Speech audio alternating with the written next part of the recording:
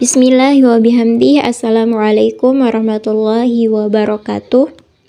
Halo teman-teman semuanya, kami dari kelompok 7 akan mempresentasikan hasil diskusi kami, yaitu tentang distribusi, frekuensi, dan jenis tabel. Dalam presentasi kali ini, untuk memenuhi tugas mata kuliah statistik yang dibimbing oleh Bapak Muhammad Hifni SSC MPD.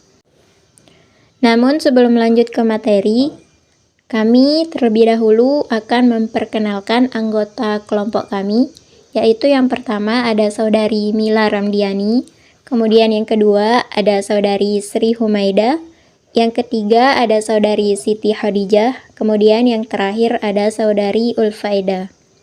Baik, untuk pemateri pertama, kami persilahkan untuk saudari Siti Khadijah. Pengertian distribusi frekuensi. Distribusi frekuensi adalah suatu metode statistik yang digunakan untuk menggambarkan hubungan antara nilai-nilai data dan frekuensi kemunculannya.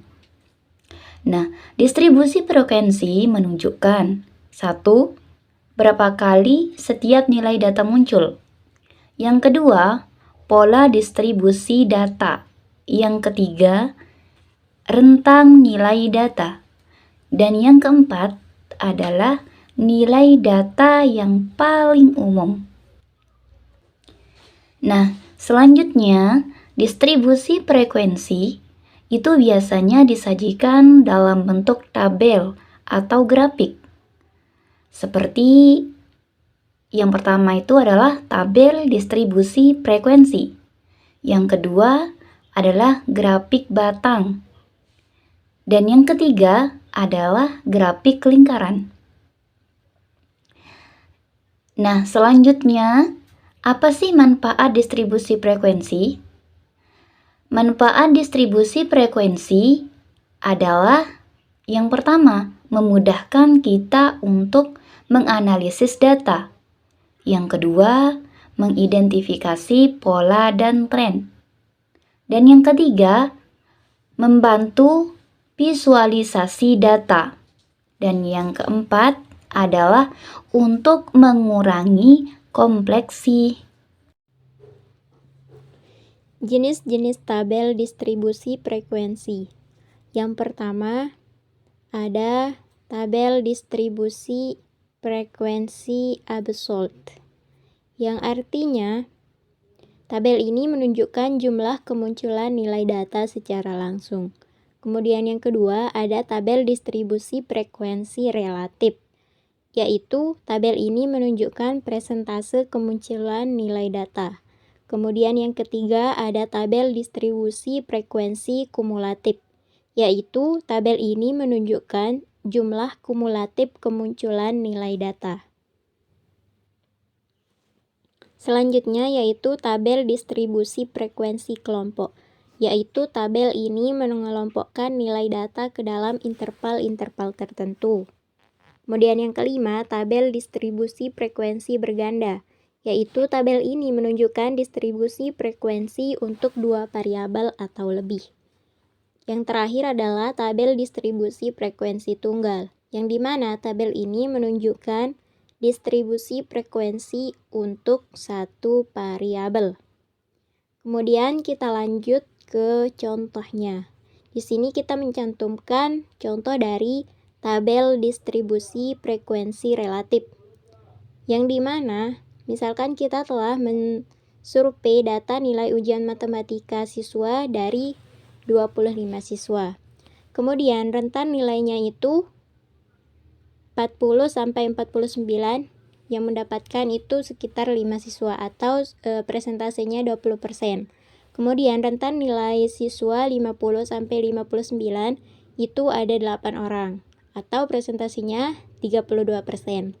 Kemudian untuk rentan nilai 60-69 itu ada 10 siswa, presentasinya itu sekitar 40%. Kemudian untuk 70-79 ada 2 siswa atau sekitar 8%. Jadi totalnya itu ada 25 siswa, untuk presentasinya itu 100%. Kemudian untuk contoh tabel distribusi frekuensi tunggal, yang dimana kita telah mensurvei 11 orang untuk data nilai ujian matematika dari 11 siswa. Ada 40 nilai 40 untuk 2 siswa, kemudian 50 untuk nilai 50 didapatkan 3 orang siswa, untuk nilai 60 didapatkan oleh 5 orang siswa, kemudian nilai 70 didapatkan oleh 1 orang siswa. Cara membuat distribusi frekuensi. Nah, langkah awalnya, yang pertama, kumpulkan data yang ingin dianalisis. Yang kedua, pastikan data sudah terurut dari terkecil ke terbesar. Yang ketiga, tentukan tujuan analisis. Nah, langkah kedua, menentukan interval kelas. Yang pertama, tentukan rentang data nilai terbesar ke nilai terkecil. Yang kedua, tentukan jumlah interval kelas 5/10 interval. Yang ketiga, hitung panjang interval kelas, rentang data atau jumlah interval kelas. Yang terakhir, tentukan batas kelas. Selanjutnya, cara membuat tabel distribusi frekuensi. Yang pertama, buat tabel dengan 2 kolom, interval kelas dan frekuensi. Yang kedua, isi interval dengan rentang nilai. Yang ketiga, hitung frekuensi jumlah data untuk setiap interval kelas. Nah, cara menghitung persentase, yang pertama, hitung total data. Yang kedua, bagi frekuensi setiap interval kelas dengan total data.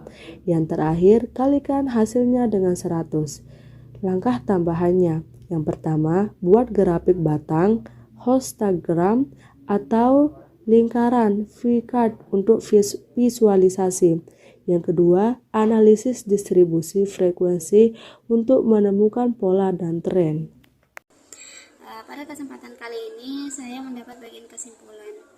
Yang pertama, distribusi frekuensi adalah untuk menyederhanakan data. Maksudnya, dengan distribusi frekuensi, Anda dapat mengidentifikasi nilai yang paling umum, mengidentifikasi pola dan tren, dan membuat keputusan berdasarkan data.